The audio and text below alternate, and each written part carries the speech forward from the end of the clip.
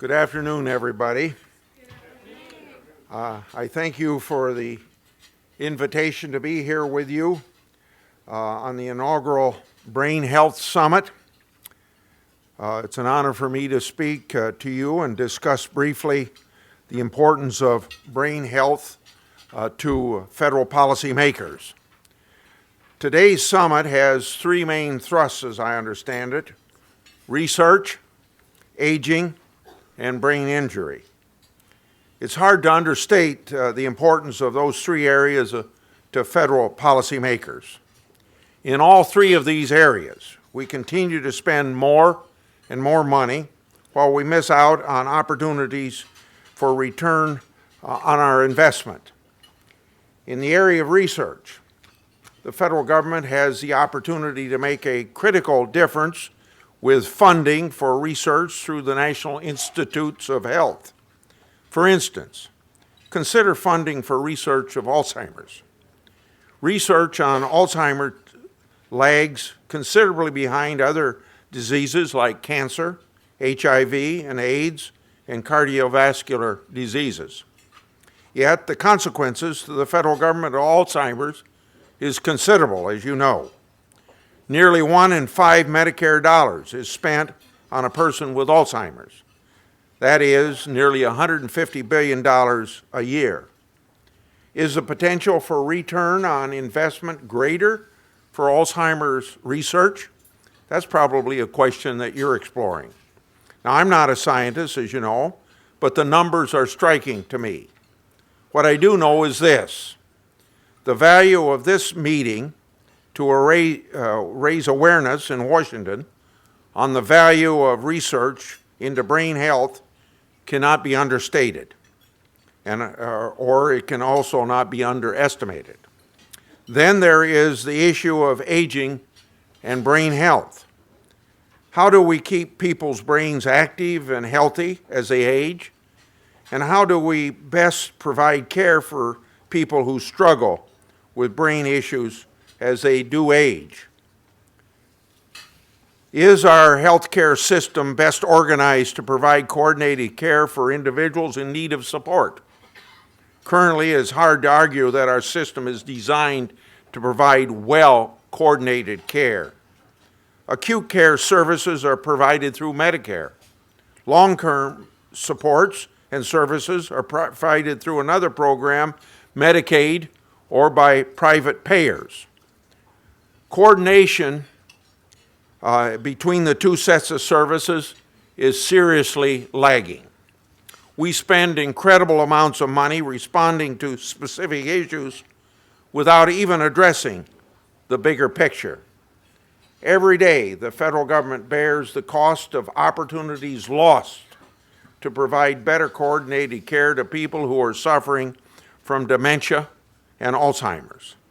These people ultimately end up in the most expensive care in our system, and that happens to be, as you know, institutional services. In the future, we need to change our system so that there is a continuum of care that places a higher priority on keeping people healthy. And those of us blessed with good health need to also do our part. In the case of brain health, it is providing appropriate challenges and stimulation. And when deterioration occurs, obviously support for individuals, and more so, or at least equally as important, families. The reality, it is not an if, but in fact, it's when. It's common sense.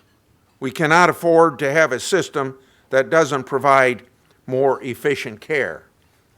And finally, on the subject of people with traumatic brain injuries, we also need to look at our system and think about how it could be better organized. Again, we have a system that does not provide coordinated care.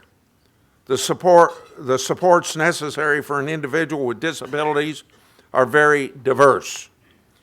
It is not simply medical services. It is home and community-based services. It is housing. It's transportation. It's workforce training. Those services need to be coordinated. Providers of those services need to work together. An uncoordinated model is less efficient and obviously a more expensive model. Individuals with disability who are on Medicaid are in a medical model. Medicaid actively, and I'm sorry to say, discourages coordination between other services a person might need. That's something that must change. We need to create a lifespan benefit for the individuals with disabilities, including those suffering from traumatic brain injuries.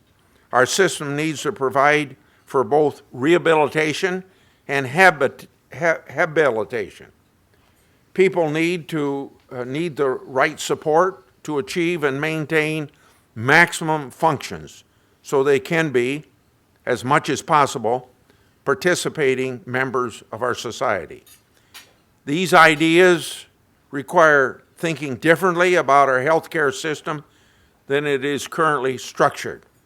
We may not be ready to transition this very day, but we can't give up on the changes that are ultimately needed and ultimately necessary.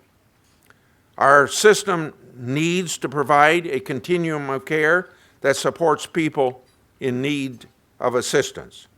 Maximizing support and providing better outcomes for people with brain health challenges is simply smart. So I thank you for having me today. I thank you for the dialogue that this first meeting is bringing about. And I'm sorry that I didn't come with answers, but it's one of these things where, you know, it's going to take from your efforts and a lot of efforts of other people, and I obviously know that we have a responsibility to be involved. So I wish the best in this effort today as you move forward. I surely encourage you in every effort. Promoting national dialogue eventually has positive results.